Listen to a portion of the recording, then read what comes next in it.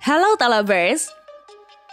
Di akhir penghujung tahun 2021, masyarakat Indonesia sepertinya sangat berbangga hati setelah kehadiran sirkuit terbaru bertaraf internasional yaitu sirkuit Pertamina Mandalika International Street Circuit yang bakal digunakan dalam waktu dekat di gelaran akhir World Superbike. Sirkuit yang berlokasi di Lombok, Nusa Tenggara Barat ini tentu saja memiliki rahasia tersendiri ketimbang sirkuit yang ada di dunia saat ini. Penasaran seperti apa? Dalam segmen kali ini, Auto Populer bakal menyajikan ulasan mengenai fakta sirkuit Mandalika.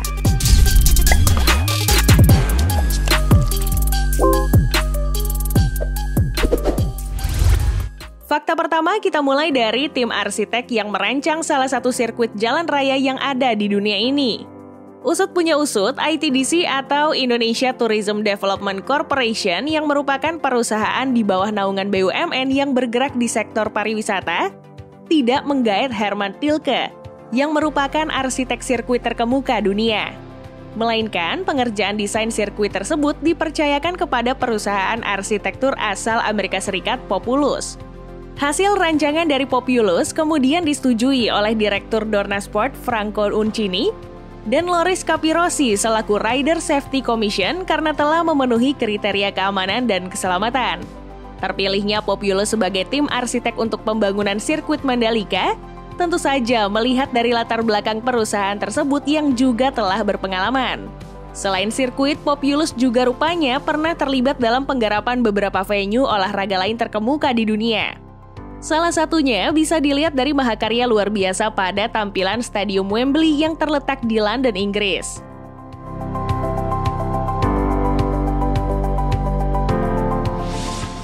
Fakta selanjutnya terkait sirkuit Mandalika ada pada spesifikasinya nih Auto Lovers. Sirkuit ini rupanya memiliki panjang mencapai 4,3 km dengan lebar lintasan 15 meter dan dilengkapi dengan 17 tikungan serta memiliki speed trap.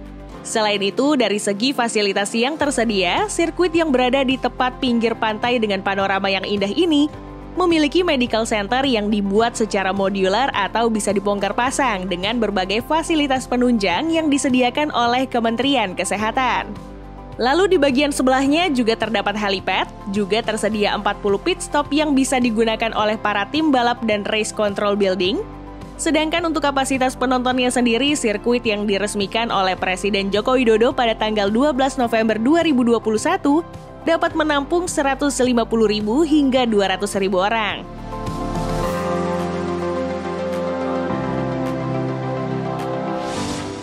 Keunggulan lain dari sirkuit Mandalika terletak pada kualitas aspal yang digunakan, di mana pihak pengelola menggunakan stone mastic asphalt sebagai permukaan yang diklaim bisa menjadi teknologi aspal terbaik di dunia.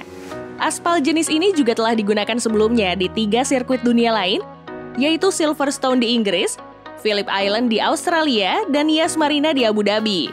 Jenis aspal hasil pengembangan dari Inggris ini punya kelebihan yang luar biasa, di mana biaya perawatannya lebih rendah, punya daya serap yang sangat tinggi, dan sanggup menahan beban laju kecepatan pada riders hingga 360 km per jam. Sangat jauh dari kemampuan aspal biasa yang hanya sanggup menahan beban laju kendaraan hingga 120 km per jam. Luar biasa banget kan?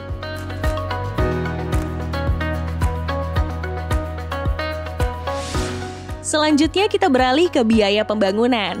Sirkuit yang berdiri di atas lahan seluas 130 hektar ini diketahui menelan biaya pembangunan mencapai 1,1 triliun rupiah, yang pembangunannya sendiri telah dimulai sejak akhir tahun 2019. Alokasi dana terbesar tentu saja berada pada pembuatan lintasan, di mana pihak ITDC telah mengeluarkan budget sekitar 900 miliar rupiah. Sumber dana yang dibutuhkan tidak hanya berasal dari ITDC saja loh, melainkan ada juga pinjaman dan sebagian besar penyertaan modal mandiri atau PNM. Pembangunan sirkuit yang juga masuk dalam daftar kalender sementara MotoGP 2022 ini, kedepannya diharapkan mampu meningkatkan pemasukan dari sektor pariwisata dan ekonomi kreatif di Lombok. Perkiraan juga berbagai perhelatan internasional yang akan berlangsung di sirkuit Mandalika bakal membuka lapangan pekerjaan bagi 7.500 orang.